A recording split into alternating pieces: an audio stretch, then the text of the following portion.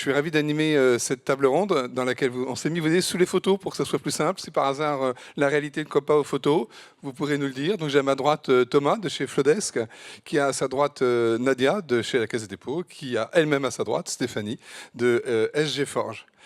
On va parler peu de MiCA, peu de réglementation, contrairement à ce que dit le titre, mais on va parler plutôt de sujets que vous avez peu l'habitude d'entendre, quand même sur notre sujet principal, bien évidemment.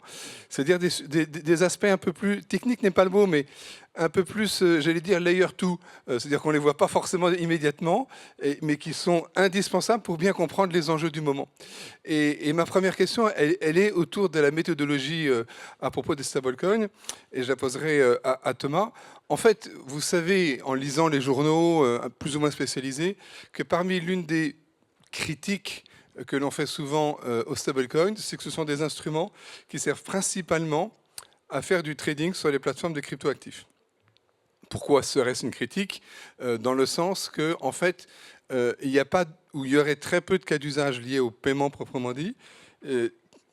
Pas de cas d'usage encore aujourd'hui, on va en parler tout à l'heure, sur les marchés financiers traditionnels, et que l'essentiel en fait, du volume de les stablecoins, dont je rappelle c'est 33 000 milliards de dollars en 2025, donc supérieur aux transactions Visa et Mastercard. En fait, ce volume, ce serait du volume uniquement lié aux pairs sur les marchés et sur les plateformes des cryptoactifs, et donc du volume du trading. Et vous avez depuis 2-3 ans Visa qui fait un travail de retraitement de ces volumes et qui dit bon ben voilà il y a un volume de X, en fait après retraité Y, il ne reste plus grand chose. Et puis récemment il y a le BCG qui a fait pareil avec je ne sais plus qui d'ailleurs, mais on pas fait tout seul, et qui a abouti à la même conclusion, qui est dire finalement tout ceci c'est du volume qui n'est pas du tout lié soit au marché financier, soit au paiement, mais c'est vraiment que du volume de trading. Thomas, ces questions sur à la fois sur cette réalité, mais surtout sur cette méthodologie, qu'est-ce qu'on peut dire? C'est comment dire?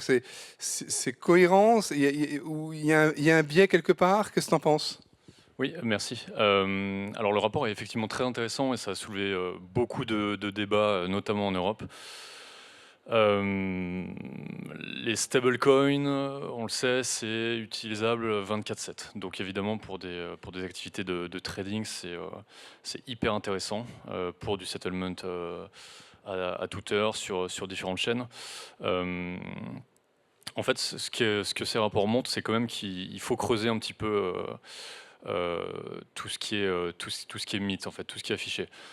Il y a des points qui sont excellents dans le rapport, notamment qui démontrent que tout ce qui est volume et settlement on exchange, par exemple, si vous avez différents échanges, un qu'on connaît tous, par exemple Binance, en fait, vous avez des settlements, des tradings qui sont comptés plusieurs fois.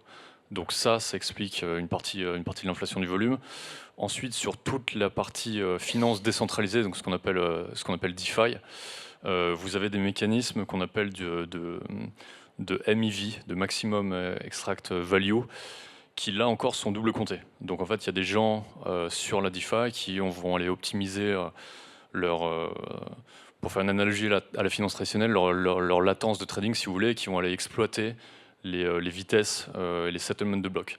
Là encore, c'est double compté. Donc, ça ne veut pas dire pour autant qu'il faut le négliger, notamment sur toute la partie DeFi. Vous avez à peu près les 3/4 des transactions qui sont faites contre des stablecoins. C'est énorme. Par contre, ce qui est très intéressant, et je pense que c'est les questions que pas mal d'établissements, on va dire traditionnels, commencent à se poser, c'est comment y voir clair et comment avoir des méthodologies de comptage. Après, peut-être qu'on en parlera effectivement, mais je pense à titre personnel qu'il ne faut pas que ce soit une excuse, entre guillemets, pour expliquer le retard qu'on a potentiellement pris en Europe. Évidemment, il y a énormément d'initiatives. Mais voilà, pour essayer d'être bref. Merci Thomas.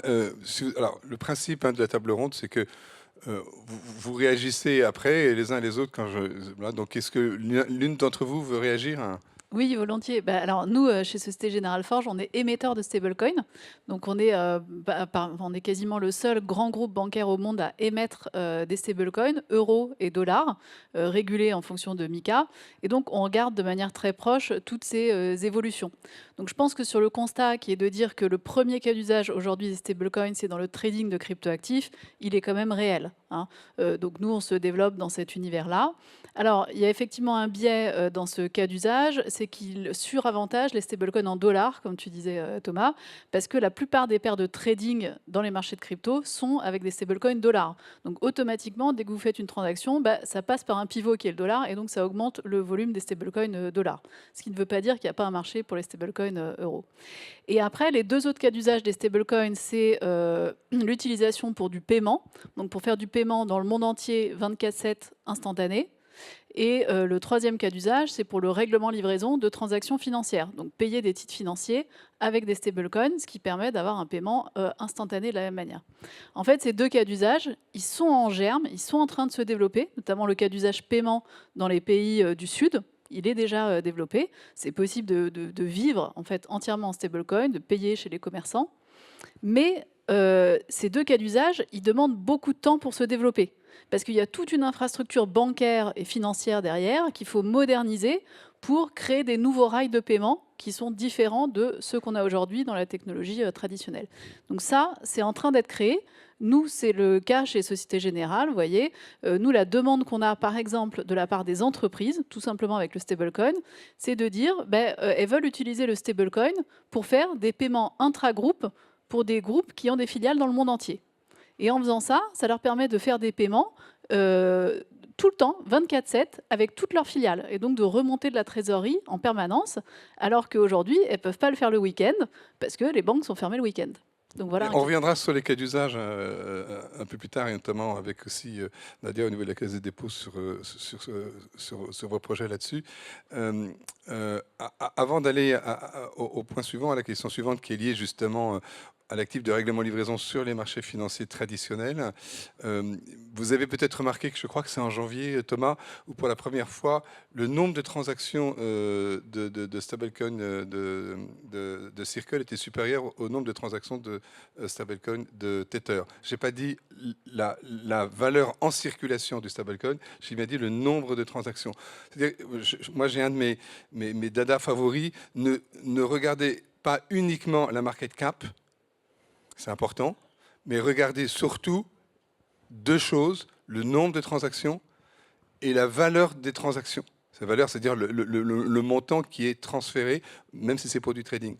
C'est ce qui fait la grande différence entre un actif de règlement sous forme stablecoin, et là, je vais arriver à ma deuxième question, et un actif de règlement traditionnel, c'est qu'un actif de règlement sous forme stablecoin, il est utilisable 24 heures sur 24, 7 jours sur 7, mais surtout plusieurs fois dans la même journée. Je prends toujours cet exemple qui est très frappant. Vous prenez un billet de 5 euros ou un billet de 200 euros. Un billet de 5 euros, 200 euros, combien de fois il change de main par jour? Intuitivement, vous dites que celui de 5 euros change plus vite de main qu'un billet de 200 euros. Mais il n'y a pas de statistique, mais on estime que c'est 3, 4, 5 fois pour un billet de 5 euros, et c'est moins de 2, 3 fois par semaine pour un billet de 200 euros, de changer de main. Donc ça, c'est la vélocité en quelque sorte. Vous prenez la monnaie scripturale, celle qui sert pour les actifs de règlement. Mais il faut bloquer la somme d'argent et la transférer pendant la nuit. Donc en fait, votre monnaie scripturale, vous ne pouvez l'utiliser qu'une fois dans la journée, même en J0. Vous prenez un stablecoin, comme c'est du T0 dans la seconde, vous pouvez l'utiliser, le même stablecoin, plusieurs fois dans la journée.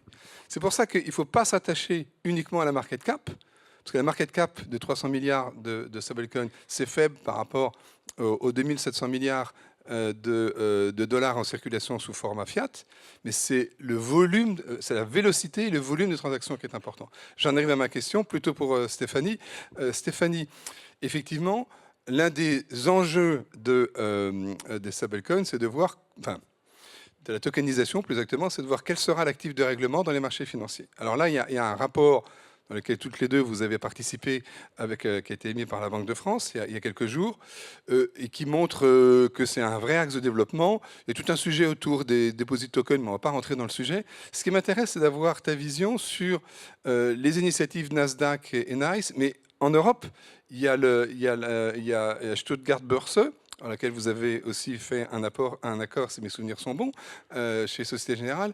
Donc il y a déjà des acteurs qui sont en train de tokeniser leur infrastructure et qui se posent la question, quel est mon actif de règlement? De quoi je dispose aujourd'hui? Eh bien, je n'ai pas de monnaie numérique de banque centrale, encore, je n'ai pas de deposit token qui fonctionne bien. Qu'est-ce que j'ai sous la main? J'ai un stablecoin. Est-ce que tu peux nous donner ta vision? Puis ensuite, Nadia, si tu voudras y répondre aussi, sur ces projets d'actifs de règlement et notamment stablecoin versus autre chose. Non, mais là, le moment qu'on est en train de vivre, il est très intéressant parce que nous, en tout cas, chez Société Générale Forge, c'est quelque chose qu'on attend depuis 5 ans. Parce que jusqu'à présent, on avait tokenisé la patte titre d'une transaction, donc on tokenisait les titres, mais on ne pouvait pas payer sur la blockchain. La réglementation faisait qu'on devait payer dans des systèmes de paiement traditionnels qui mettaient 2 jours à être réglés. Donc c'est pour ça qu'on a développé le stablecoin, pour avoir un moyen de paiement sur la blockchain. Et après, ce qui nous reste à construire, c'est les marchés secondaires qui permettent d'échanger les titres contre la monnaie dans une bourse. Et c'est le chemin que sont en train de prendre toutes les bourses dans le monde. Alors les plus emblématiques, c'est le Nasdaq et le NYSE aux États-Unis, qui sont les 2 plus gros marchés financiers au monde, qui ont annoncé qu'ils allaient tokeniser tous leurs marchés. C'est-à-dire qu'ils vont basculer, offrir la possibilité de mettre les titres financiers, les actions de toutes les entreprises sur la blockchain et de pouvoir payer avec des moyens de paiement tokenisés, notamment des stablecoins. Pourquoi? Parce que du coup, ça permet d'échanger l'un contre l'autre de manière instantanée. C'est surtout, Stéphanie, il n'y aura pas de monnaie numérique en dollars, surtout. Alors oui, ça c'est autre chose. Chez eux, il n'y a pas de monnaie il y a pas de monnaie de banque centrale. Donc c'est uniquement des stablecoins qui sont privilégiés. Donc ça, c'est une grosse différence par rapport à ce qui existe aujourd'hui, parce qu'aujourd'hui, le règlement dans les infrastructures de marché, souvent, ça met 1 ou 2 jours. Donc en gros, vous mettez votre titre, et le temps d'être payé, ça met 1 ou 2 jours. Et c'est pour ça que ça mobilise de grandes sommes qui sont mises en garantie pour s'assurer de la bonne finalité du paiement. Avec la blockchain, ça se fait instantanément. On apporte le titre, on apporte le stablecoin, et c'est réglé instantanément. Donc ça s'appelle le settlement atomique, puisque c'est fait au même moment. Tout ça, ça permet déjà d'accélérer la vitesse des transactions. Et deuxièmement, ça permet de libérer du capital. Parce que tout le capital qui était bloqué en garantie pour la bonne finalité de ces transactions, en fait, on n'aura plus besoin. Donc ce capital-là, il pourra être réinjecté pour financer l'économie, pour financer autre chose. Donc ça, c'est ce qui se passe aux États-Unis. Et en Europe, nous, on travaille avec le groupe Deutsche Börse, donc qui est le groupe de la bourse allemande, et également Börse Stuttgart, qui tous les deux ont bien compris ça, ont bien compris la concurrence potentielle des États-Unis, et du coup sont en train d'intégrer notre stablecoin dans toutes leurs infrastructures pour pouvoir faire du règlement en stablecoin régulé MiCA. Nadia. Alors, moi j'ai plein de points, du coup j'ai des remarques aussi par rapport à ce qu'a dit Stéphanie. Déjà, pour y travailler depuis longtemps sur ces sujets-là, je trouve qu'on a fait un pas en avant assez important. Effectivement, nous on a lancé LiquidShare il y a presque 10 ans maintenant, y compris avec Société Générale, BMT, Euronext, Euroclear, Crédit Agricole, etc. Mais effectivement, on avait ce problème de la patte cash, en fait, où on n'arrivait pas à traiter cette partie règlement. Aujourd'hui, je pense que le contexte a bougé. Et du coup, les places européennes sont en train de bouger. Alors, pas forcément pour les bonnes raisons. C'est-à-dire que pour l'instant, elles bougent en réaction à ce qu'a fait l'administration américaine, et notamment du fait du Genius Act et du fait d'avoir fait monter très très haut les décisions qui ont été prises de tokeniser les marchés US. Ça a fait réagir les régulateurs et la place financière européenne. Alors tant mieux. Maintenant, il faut comprendre qu'on n'a pas la même façon de traiter les choses et le même fonctionnement. De toute façon, il y a quand même une dominance du dollar par rapport à l'euro, et on retrouve cette dominance du dollar par rapport à l'euro. C'est peu de le dire, il y a plus de 90% du marché qui est en dollars sur la partie stablecoin.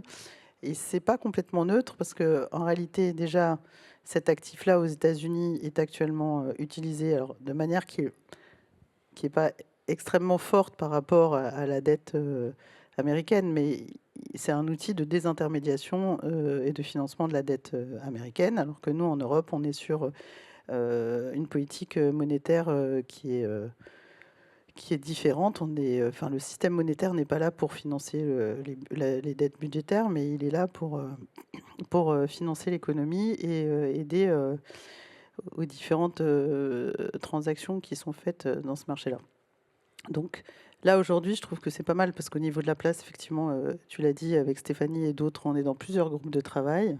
Beaucoup trop de groupes de travail, peut-être, mais si on arrive à converger, c'est parfait. Mais du coup, ça va peut-être nous permettre, le développement de ces actifs, d'accélérer et d'accélérer peut-être dans une phase un peu transitoire. Et c'est là où moi, je mettrais un bémol, c'est qu'on sait très bien que il y a des projets européens de développement de l'euro numérique, notamment si on parle du cas d'usage du règlement de livraison. Et donc, ce qu'il faudra voir, c'est qu'est-ce qui va se passer au niveau des stablecoins ou des autres formes de monnaie de règlement si l'euro numérique se développe. Je pense que ça, c'est un premier sujet. Est-ce qu'il y aura d'autres cas d'usage qui fait que les autres modes de règlement vont rester en place? J'entends le sujet de la gestion de la trésorerie internationale qui, par ailleurs, je pense, permet aussi de régler un certain problème parfois de contrôle d'échange dans certains pays. Et du coup, il n'est pas incertain qu'il n'y en ait pas qui réagissent à un moment donné. Je pense que tous les deux, on est au courant de ce genre de sujet pour travailler dans d'autres endroits où y réfléchir. Donc, je pense qu'il faut faire attention à ça. Et un autre frein, moi, que je vois aujourd'hui, c'est que dans tout ce qu'on est en train de faire, on est en train d'avoir une réflexion les uns les autres sur un nouveau mode de la finance, mais en réalité, on a du mal à se transposer dans une cible. C'est-à-dire que moi, la première fois que j'ai regardé le sujet en 2015, j'ai coupé tout le truc au milieu. D'accord ? Je me suis dit, c'est super, on va faire du règlement de livraison instantané. Du coup, effectivement, il n'y a plus de repo, il n'y a plus les 2 jours. Mais en réalité, il y a plein d'infrastructures de marché, d'intermédiaires, et surtout, il y a un business model derrière ça. Donc, y compris pour vous, côté Société Générale, hein, sur la partie repo. Donc, je pense que là-dessus, globalement, il va falloir que collectivement, on travaille à la cible en étant conscient de tout ça, parce que pour moi, c'est un réel outil de transformation. Et on ne doit pas passer à côté de cette transformation de peur, justement, d'avoir quelque chose qui change. Parce qu'on le voit régulièrement sur l'avènement des technologies, quoi, des nouvelles technologies. Oui, ça ne va pas se faire, effectivement en un quelques jour, heures, et pas en un jour. Thomas, on a évoqué avec Stéphanie une particularité technologique qui est propre aux actifs numériques, qui est celle justement du côté atomique du règlement de livraison. Alors, atomique, ça fait tout de suite sérieux. Mais en fait, qu'est-ce que ça veut dire? Parce que tout ce que vient de dire Nadia, ce que vient de dire Stéphanie, c'est-à-dire on va libérer du cash, on n'a plus besoin de collatéral, on va avoir des règlements de livraison en temps réel, et le temps réel, c'est pas à la fin de la journée, c'est immédiat, ou notamment au bout de quelques secondes. Vous savez tous qu'un règlement de livraison, c'est règlement livraison. Une patte cash, une patte règlement de livraison. C'est quoi un règlement de livraison atomique, Thomas? Ouais, alors il y a beaucoup de choses à dire, effectivement. Nous, on est market maker sur différents actifs. On a maintenant pour habitude, on s'attelle en T0. On a des clients de... T0, vrai T0, c'est pas le T0 fin de journée. Non. C'est littéralement, ça peut être dans la minute après l'exécution. Le settlement atomique va plus loin. Ça va chercher un petit peu, pour faire l'analogie, à répliquer ce qu'on a en finance traditionnelle sur les chambres de compensation, les clearinghouse. Dans le sens où vous allez supprimer tout risque de contrepartie. Il y a énormément de risques sur les marchés digitaux, les risques de liquidité, de marché, de contrepartie. Quand vous faites un settlement atomique, l'opération est binaire. Soit elle se fait en même temps des deux côtés des deux parties, soit elle se fait pas. En fait, vous utilisez le smart contract qui est vraiment la base, les blocs sur lesquels sont construits la blockchain pour settle. Et ça, en fait...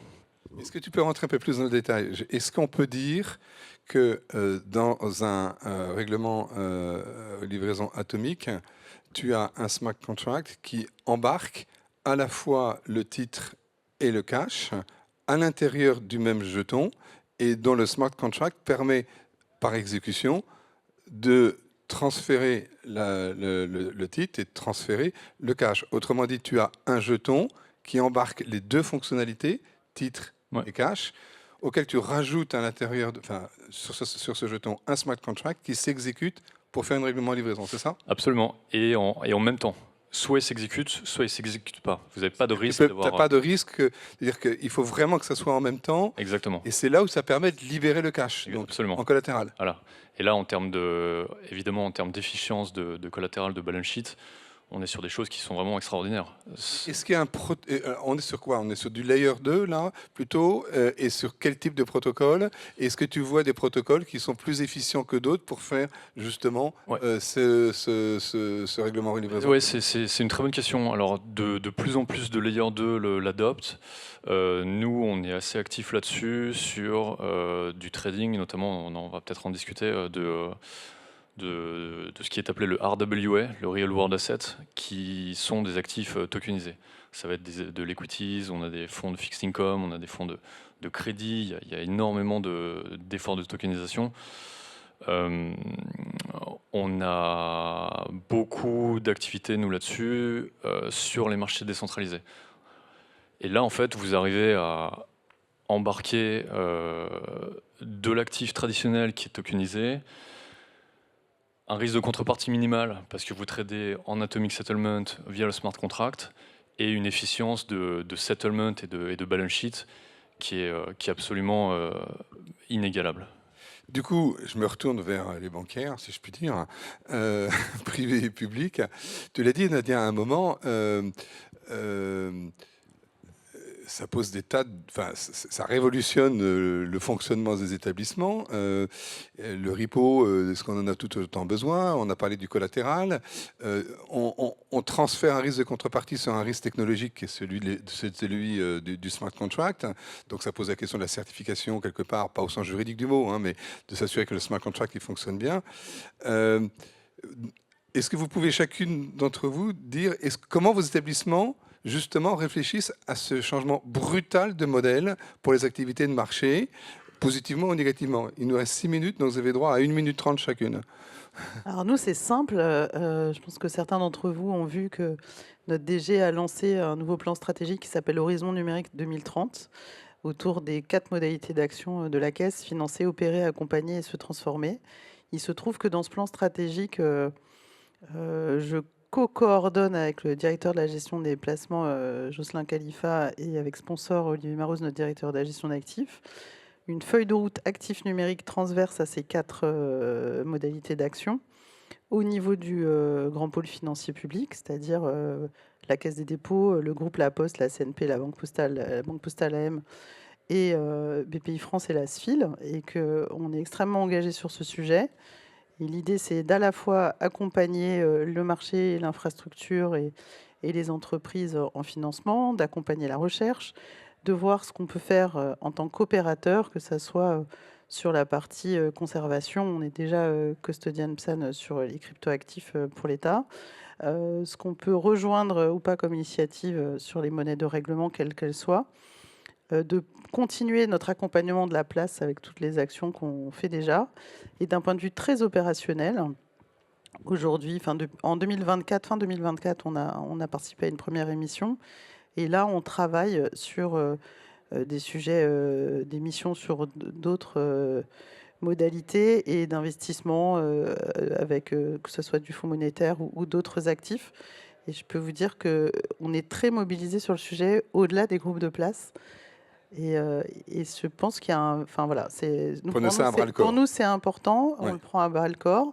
On ne l'a jamais pris autant à bras-le-corps, si je puis le dire comme ça, pour avoir commencé il y a longtemps avec l'équipe. Et donc, c'est un chantier qui va nous mener, j'espère, loin d'ici à minima 2030. Alors Stéphanie, est-ce que cette libération, parce qu'on a tous été biberonnés, close-out netting, au netting, au capital, au collatéral, etc., à SocGen, vous devez sûrement penser à ces milliards d'euros et de dollars qui vont se libérer pour pouvoir faire autre chose. Mais exactement. Exactement. Alors le vrai sujet, c'est un sujet de transformation industrielle. C'est ça qu'on est en train de vivre maintenant. On est sorti du laboratoire ou du pur monde crypto qui vit dans sa niche. Maintenant, l'enjeu, c'est comment est-ce qu'on transforme l'industrie bancaire, l'industrie financière pour qu'elle soit plus performante. Et ça, c'est un enjeu vital, parce que si d'autres places le font plus rapidement que nous et arrivent à proposer à leurs clients des services plus rapides, plus efficaces, il y a quand même un gros enjeu vital pour l'économie européenne, pour les acteurs européens. Voilà, il ne faudrait pas que toutes nos entreprises aillent se faire coter ailleurs ou que nos clients préfèrent aller payer avec d'autres moyens parce que c'est plus rapide. Donc ça, cette prise de conscience, moi j'y ai énormément travaillé au niveau de la place de Paris et au niveau européen également, pour que tous collectivement on se rende compte de ce qui est en train de se passer et qu'on se mette en ordre de bataille pour se moderniser. Donc ça, dans le groupe Société Générale, on le voit de manière positive. Nous, ce qu'on voit, c'est comment est-ce qu'on peut apporter de la valeur ajoutée pour nos clients, pour qu'ils puissent, pour leur faciliter la vie, qu'ils puissent faire leur paiement plus facilement, plus rapidement, et avec une interface qui ne soit pas compliquée pour eux. Et c'est ça le gros enjeu industriel aujourd'hui, c'est de garder pour les clients, les entreprises, les particuliers, les institutions financières, l'environnement de travail qu'ils connaissent, mais derrière, de brancher d'autres tuyaux qui permettront de faire les choses plus rapidement. Dernier mot pour Thomas, après, et avant je vous remercierai tous. Thomas, on en a un petit peu évoqué, les Layer 2, les smart contracts, etc. Et d'un côté, on dit souveraineté, souveraineté, il faut garder nos infrastructures, enfin, il faut évoluer nos infrastructures, il faut qu'elles restent européennes, tout ce que tu viens de dire, Stéphanie.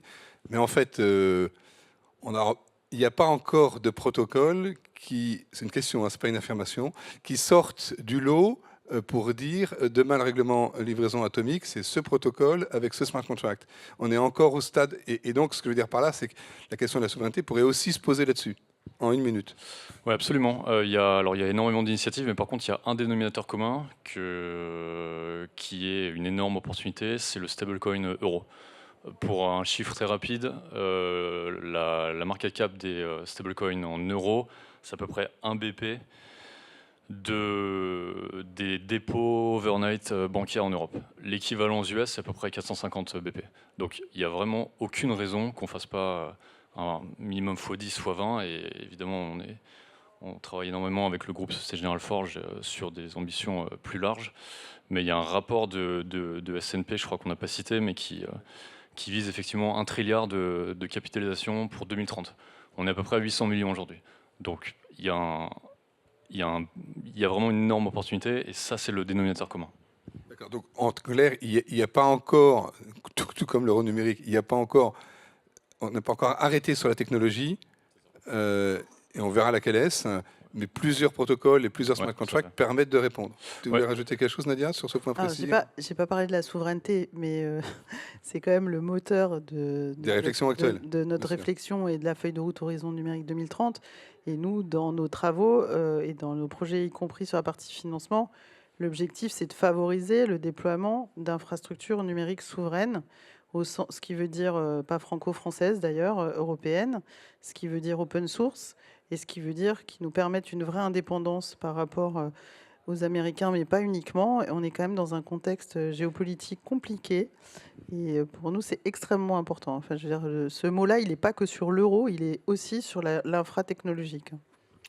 Eh bien, écoutez, 0000, je pense que nous sommes tous les 4 au biberon suisse, si je puis dire, pour la ponctualité. Il me reste à vous remercier tous les 3. C'est toujours trop court, mais j'espère que ça a retenu votre attention, que ça vous a intéressé. Bon après-midi. Merci. Merci Hubert.